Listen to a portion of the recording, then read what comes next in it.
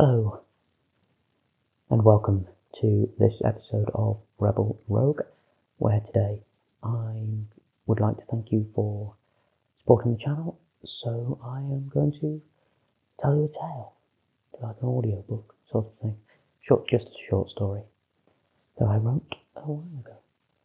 And firstly, I'm mainly doing this because I know that many of you who have subscribed to the channel in the past month might not necessarily have an interest in the content I produce, but do have an interest in supporting the channel, so I thought I'd give back to you and thank you for getting us to 100 subscribers. So, sit back, relax, and I'll begin. Fear. It haunts the mind, corrupts the soul, destroys all resistance. It is a plague on humanity, yet it keeps us alive, keeps us running, it stops us from looking back.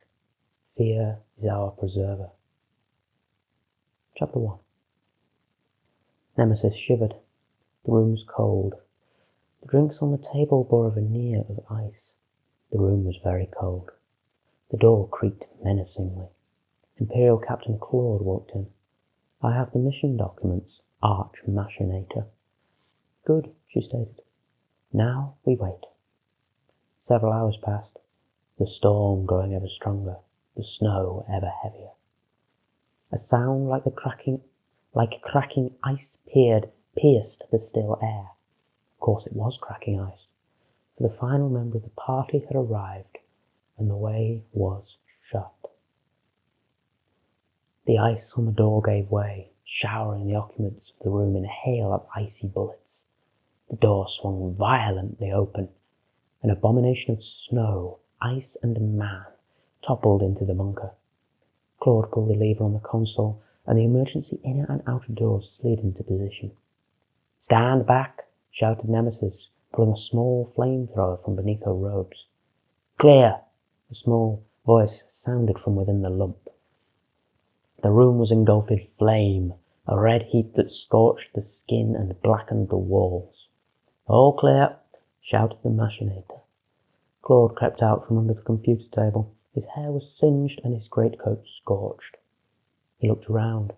The room was a state. The console and planning table were coated in a thick layer of soot and unburnt fuel. A layer of water covered the floor, and by the door laid a crumpled heap of climate soot. It lifted a hand and wiped off the grime that covered the blacked-out visor before removing the helmet entirely. "You're late," said the captain, glancing at his watch. "Have you seen the storm?" asked the heap in an offended manner. "We've been waiting for hours for you to make a show. We thought you'd folded. Run from the challenge." "I will have you know that the Guild of Science embraces challenge, but does not feel the need to blow the new and unknown from this new universe and into the next." "That is quite enough," interjected Nemesis. "Whether we like it or not, this is our task, and we must complete it as a team. Or would you rather I turned both of you into semi-automatons?"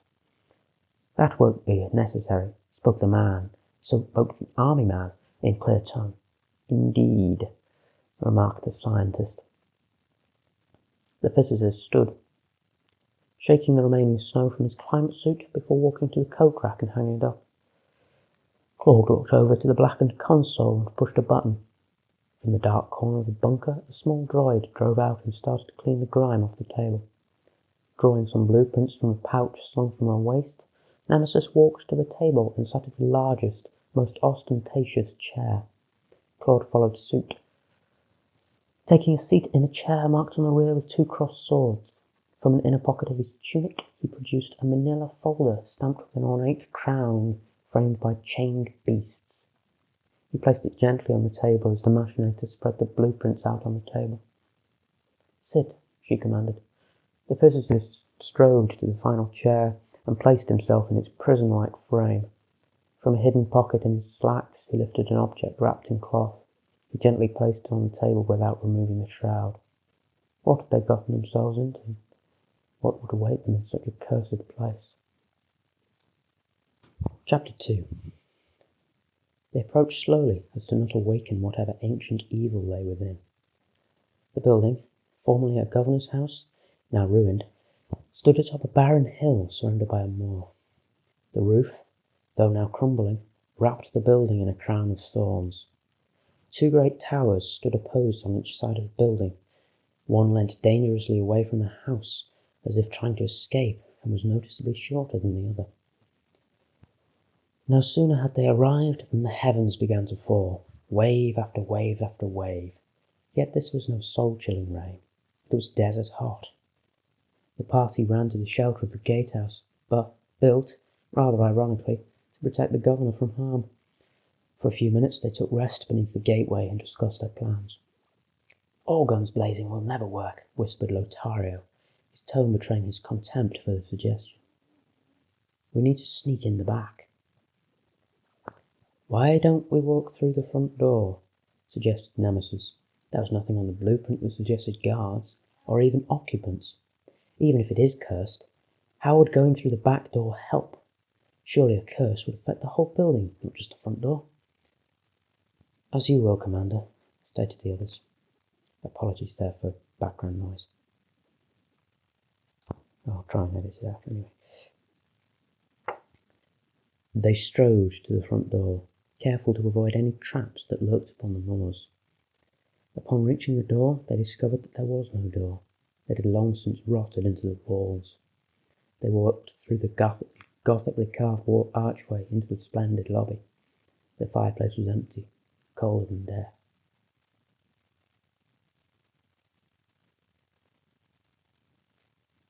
Part 3. "Don't do it, Claude. You know how I despise you and your reason, your logic, your discoveries. Why can't the world just be the same as it was 20 years ago, when all I had to do was fight insurgents and stop colonies rebelling? Time moves on. As the empire rises, so too must they fall. As must you, Lothario." He spoke with menace as he loosened his grip on the scientist's throat. "As must you." "Come in, Nemesis. Come in, Nemesis." The captain's voice crackled over the comlink. "Reading you loud and clear," replied Nemesis. "We have lost Lothario. He slipped from a window and fell upon a slab of rock. He did not survive." "Oh dear. Well, we'll rendezvous on the first floor." She hurried through the corridors towards the grand staircase. Those candles, she thought. Why have they not perished? She continued her journey, a chill passing over her. She shivered. Oh, to be back in my test lab back home. She rounded a corner and leapt as a creature loomed from the unnatural to her darkness. She shook her head. It was only a hat stand with ancient coats hanging from its arms. They converged on the first floor servants' staircase. She surveyed the captain. Fear, hatred, deceit. His judgment was clouded. She concluded from the data her scanners picked up, he was lying about something. They continued down the hallway. Seemingly from nowhere, a shape blocked the light from the window. It was a person, strung from the ceiling by a cable about their neck. It rotated slowly, as if moved by a gentle summer breeze. As it turned, Nemesis noticed its grotesque visage. Though mutilated, the face clearly resembled someone she had met recently. Lothario. His head lolled, seemingly indicating Claude. Dropped with an almighty crash upon the floor. They fled. Not caring for the sanctity of the building, they broke the nearest windows and jumped into the fog. Fog covers all. Fog obscures all. Fog disguises all. Fog is fear incarnate. Fog is the end.